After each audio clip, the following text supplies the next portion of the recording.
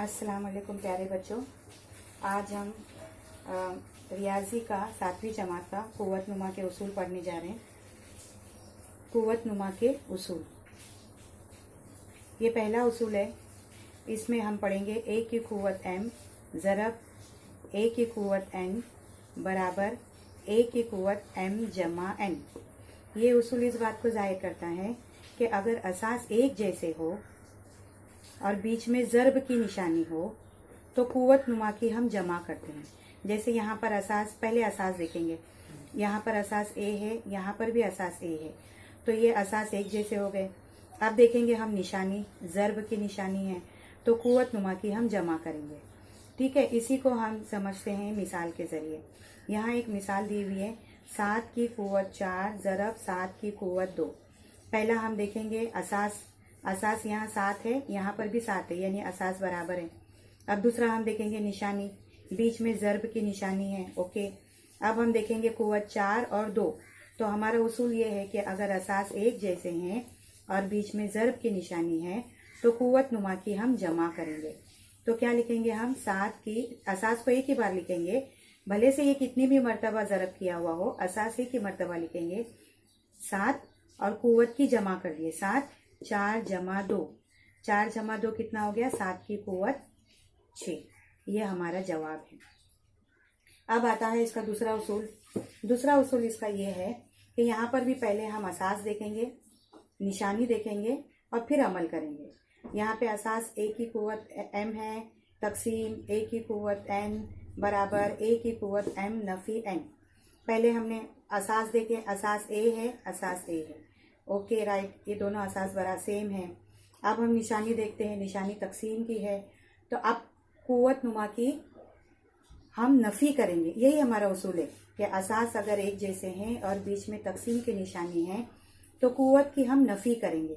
यहाँ ज़रब था तो हमने जमा किए, यहाँ तकसीम है तो हम यहाँ नफ़ी करेंगे। राइट, अब इसको हम देखते हैं मिसाल से। अब हमारी मिसाल ये है कि यहाँ पे 7, 4 की कुव्वत 7 तकसीम 4 की कुव्वत 5। पहले हमने असास देखे, 4 4, ओके राइट, सेम है, 4 लिख दिए। फिर निशानी तकसीम की है, इसके लिए हमको नफ़ी करना है। अभी कुव्वत है यहाँ पे 7 और यहाँ पे 5, यानी 7 नफ़ी 5। 7 में से 5 गया, कितना बचा, 2, यानी 4 की कुव्वत 2। ये हमारा जवाब आया।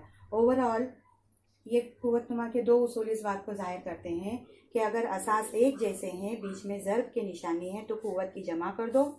असास अगर एक जैसे हैं, बीच में नफ़ी की निशानी है तो कुव्वत नुमा को नफ़ी कर दो। अब हम आते हैं कुव्वत नुमा के तीसरे उसूल की तरफ।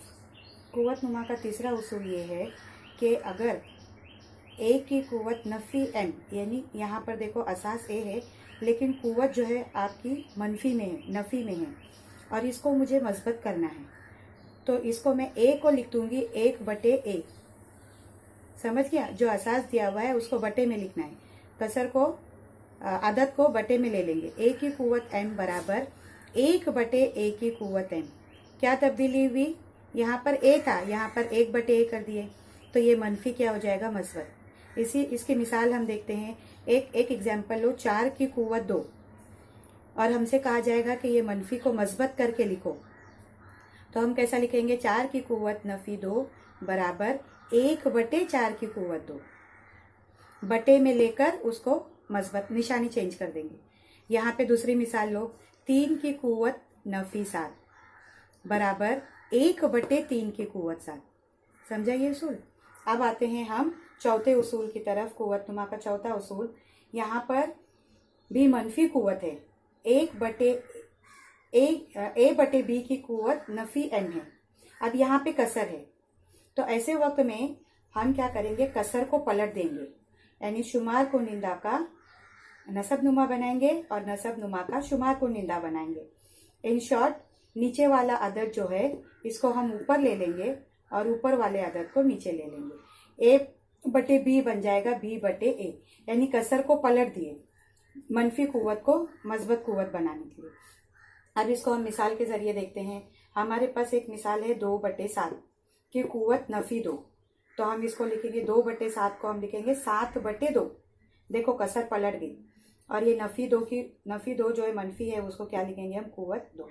दूसरी मिसाल देखते हैं, 1/6 की कुव्वत नफ़ी 3, तो 1/6 बन जाएगा 6/1 की कुव्वत 3। ये नफ़ी 3 क्या बन गया, जमा 3। और 6 बटे यानी किसी के भी बटे में अगर 1 होता है तो उसको जो है हम उस 1 को हटाकर लिख देते हैं, 6 की कुव्वत 3। अब आते हैं हम कुव्वत नुमा के 5वें उसूल की तरफ। 5वां उसूल ये बताता है हमको कि अगर किसी ब्रैकेट के अंदर, कॉस के अंदर 2 एदाद ज़र्ब की सूरत में हैं और उन पर एक कुव्वत दी हुई है, तो वो कुव्वत ब्रैकेट के हर अदद के ऊपर जाएगी। जैसे यहाँ पे ए बी का मतलब क्या होता है, ए ज़र्ब बी। जब 2 अल्फ़ाबेट के दरमियान कोई निशानी नहीं होती है तो वहाँ पर हम उसको ज़र्ब लेते हैं, ए ज़र्ब बी, और उसकी कुव्वत है एम। तो इसका उसूल ये ज़ाहिर करता है कि ये कुव्वत एम जो ब्रैकेट के ऊपर है, ये कॉस में ए के ऊपर भी जाएगी यानी ए की कुव्वत एम, और यही कुव्वत बी पर भी जाएगी यानी बी की कुव्वत एम। इसको हम मिसाल के तौर पे देखते हैं। यहाँ पर एक मिसाल दी हुई है, 3 ज़रब 4 की कुव्वत 3। ये ब्रैकेट है, इसमें 2 अदद ज़रब हो रहे हैं और उसके ऊपर दोनों का मिला करके ए की कुव्वत दी हुई है 3। ये 3 जो कुव्वत है ये ब्रैकेट के दोनों अदद पर जाएगी, यानी इस पहले अदद पे भी लिखेंगे 3 की कुव्वत 3 ज़रब, ये दूसरे अदद पर भी लिखेंगे 4 की कुव्वत 3। हाँ, इसको तुम इस तरह से भी कर सकते हो कि पहले दोनों को ज़रब करके फिर उसकी कुव्वत लिखे, यानी 3 ज़रब 4 कितना हो गया, 12, 12 की कुव्वत 3। दोनों का जवाब सेम रहेगा। दूसरी मिसाल हम देखते हैं, 5 ज़रब 4 ब्रैकेट कुव्वत 2। अब यहाँ पे ब्रैकेट में 2 अदद ज़रब हो रहे, 5 और 4, और उसके ऊपर एक कुव्वत दी हुई है, तो ये दो जो कुव्वत है ये दोनों अदद पर जाएगी, 5 पर भी लिखेंगे और 4 पर भी लिखेंगे। तो 5 की कुव्वत 2 ज़रब 4 की कुव्वत 2। इसको भी ऐसे भी कर सकते हैं हम, 5 ज़रब 4 कितना हो गया, 20, और उसकी कुव्वत 2। अब आते हैं हम कुव्वत नुमा के छठे उसूल की तरफ। कुव्वत नुमा का छठा उसूल ये है, जिस तरह हमने यहाँ देखे कि अगर ज़रब की निशानी है तो ब्रैकेट के ऊपर जो कुव्वत है वो दोनों अदद पर जाती है।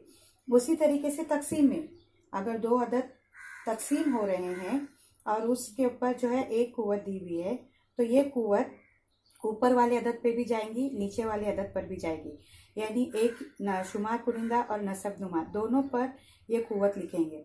जैसे A/B की कुव्वत m, तो A पर भी ये कुव्वत लिखेंगे m और B को भी ये कुव्वत देंगे m, यानी A की कुव्वत m और B की कुव्वत m। मिसाल देखते हैं हम। पहली मिसाल, 3/4 की कुव्वत 3।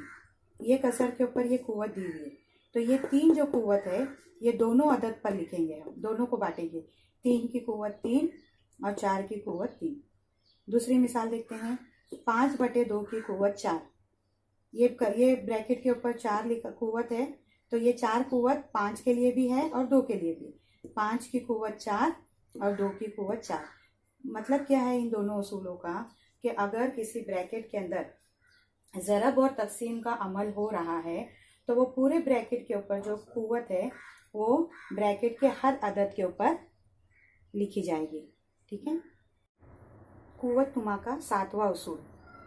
कुव्वत नुमा का 7वां उसूल ये होता है, अभी तक जो हमने पढ़े उसमें हमने एक एक की कुव्वत पढ़ी, पर यहाँ जो हम पढ़ने जा रहे हैं यहाँ पर कुव्वत नुमा के 2 कुव्वत नुमा लिखी रहेगी, यानी कुव्वत की कुव्वत।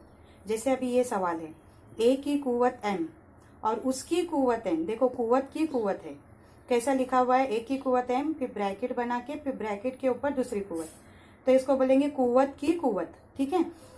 तो अभी ये ए की कुव्वत m, उसकी कुव्वत n, तो इसका उसूल बनता है कि ये दोनों पावर जो है कुव्वत की कुव्वत, इनको हम ज़रब करते हैं, तो ये बन जाएगा ए की कुव्वत m ज़रब n, m ज़रब n यानी mn।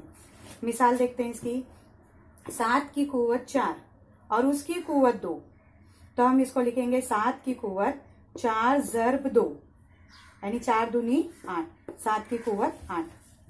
दूसरी मिसाल देखते हैं, 3/4 की कुव्वत 5 और उसकी कुव्वत 7। फिर पावर की पावर को हमको ज़रब करना है, यानी 3/4 की कुव्वत 5 ज़रब 7, 5 7 35, यानी 3/4 की कुव्वत 35। अब आते हैं हम कुव्वत नुमा के 8वें उसूल की तरफ। बहुत आसान है, किसी भी अदद असास की कुव्वत अगर एक है तो जवाब वही अदद आता है। जैसे ए की कुव्वत एक, तो इसको हम क्या लिखेंगे, ए। इसी तरह मिसाल देखते हैं, 6 की कुव्वत एक यानी 6, नफी 8 की कुव्वत एक यानी 8। यानी अगर पावर अगर एक होगी तो जवाब वही अदद आएगा। अब 9वां उसूल, अगर किसी की पावर 0 है तो उसका जवाब एक आता है। देखो दोनों भी, अगर कुव्वत एक है तो वही जवाब आएगा, अगर कुव्वत 0 है तो जवाब एक आएगा। 1000 की कुव्वत 0, जवाब इसका एक ही आएगा। 25 की कुव्वत 0, इसका जवाब भी एक ही आएगा। अभी जितने भी उसूल हमने पढ़े हैं, इन तमाम उसूल को हम एक साथ जो है देखते हैं। कुव्वत नुमा के 9 उसूल आज हमने पढ़े। शुरू करते हैं पहले उसूल से। कुव्वत नुमा का पहला उसूल, ए की कुव्वत m ज़र्ब ए की कुव्वत n बराबर ए की कुव्वत m जमा n। यानी असास एक जैसे है, बीच में ज़र्ब की निशानी है तो कुव्वत की जमा। दूसरा उसूल, ए की कुव्वत m तकसीम ए की कुव्वत n बराबर ए की कुव्वत m नफी n। यानी असास एक जैसे हैं, बीच में तकसीम की निशानी है तो कुव्वत की नफी। ए की कुव्वत नफी m बराबर 1/a की कुव्वत m। यानी यहाँ पर अगर कुव्वत मनफी है, नफी में है, और इसको आपको जमा में तब्दील करना है तो a का ज़रबी माकूस लेंगे तो हो जाएगा 1/a की कुव्वत m। इसी तरीके से चौथा उसूल, a/b की कुव्वत नफी m। यहाँ पर भी कुव्वत मनफी है लेकिन यहाँ पे कसर की सूरत में दिया है, तो यहाँ हम क्या करेंगे, कसर को पलट देंगे, ज़रबी माकूस लेंगे, a/b बन जाएगा b/a की कुव्वत m। यानी a/b की कुव्वत नफी m बराबर b/a की कुव्वत m। पांचवा उसूल, ब्रैकेट के ऊपर अगर कुव्वत हो a b की कुव्वत m, तो ये ब्रैकेट के ऊपर जो कुव्वत होती है ज़रब की सूरत में हर अदद पर जाती है, तो a b की कुव्वत m बराबर a की कुव्वत m ज़रब b की कुव्वत m। तो यानी ये m जो कुव्वत है वो a पर भी गई और m की जो कुव्वत है वो b पर भी गई। अब उसके बाद छठा उसूल, a/b की कुव्वत m। जिस तरह यहाँ ज़रब की सूरत में दोनों असास पर ये कुव्वत गई, उसी तरह तकसीम में भी, कसर में भी, कसर के ऊपर अगर कोई कुव्वत है तो ये शुमार कुनिंदा पे भी लिखी जाएगी और नसब नुमा पर भी। यानी a/b की कुव्वत m बराबर a की कुव्वत m/b की कुव्वत m। सातवां उसूल, a की कुव्वत m और उसकी कुव्वत n। यहाँ पे पावर का पावर, कुव्वत की कुव्वत है तो कुव्वत की कुव्वत को हम ज़र्ब करेंगे, a की कुव्वत m उसकी कुव्वत n बराबर a की कुव्वत m ज़रब n, यानी a की कुव्वत mn। अभी आठवां उसूल, a की कुव्वत 1 बराबर a। किसी भी अदद की कुव्वत अगर एक है तो जवाब वही अदद आता है।